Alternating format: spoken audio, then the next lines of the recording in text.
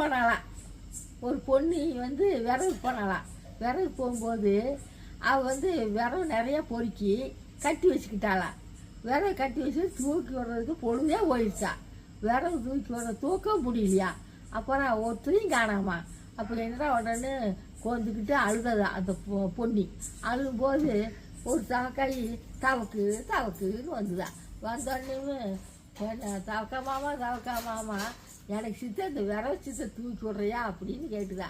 கேட்கும்போது என்னை கட்டிக்கிறியா, நான் உனக்கு தூக்கி விட்றேன் அப்படின்னு சொல்லிச்சா தவக்காய். அப்புறம் சரி இந்த தவக்காய் என்ன பண்ணுற கட்டிக்கிறியான்னு கேட்டு நம்ம சொன்னால் கிடக்குது அப்படின்னு அந்த பொண்ணு என்ன பண்ணாலா, சரி நான் உன்னை கட்டிக்கிறேன் அப்படின்னு சொன்னாலாம். சொன்னோடனே சரின்ட்டு அந்த விரவை வந்து அந்த தவக்காய் தூக்கிட்டுதான். தூக்கி விட்டோடனே அந்த பிள்ளை விரவை கொண்டுட்டு வந்துதாமா.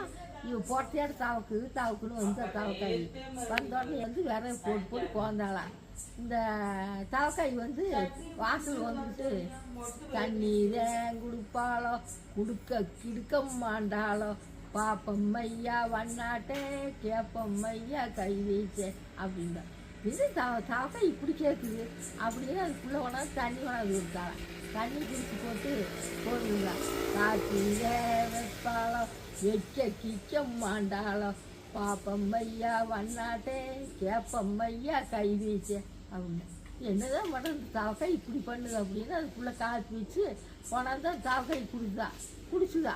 குடிச்சு போட்டு அப்புறம் பொழுதோடனே அப்புறம் என்ன பண்ணிச்சாமா பொழுதோட சோறு போடு வாழம் போட கீடம் மாண்டாளோ பாப்பம் ஐயா வண்ணாட்டே கேப்பம் ஐயா கை வீச்சு அவங்க.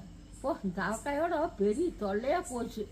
என்னால் இப்படியே பாட்டு பாடிக்கிட்டே இருக்குது அப்படின்னு கொண்டாந்து சோறு போட்டாலாம் பொண்ணி.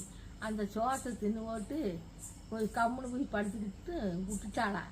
அது என்ன பாட்டு படித்தா, விரிச்சு தேம்போடு வாழோ போட கீடம் மாண்டாளோ பாப்பம் ஐயா வண்ணாட்டே கேப்பம் ஐயா கை வீச்சு அப்படின்னு.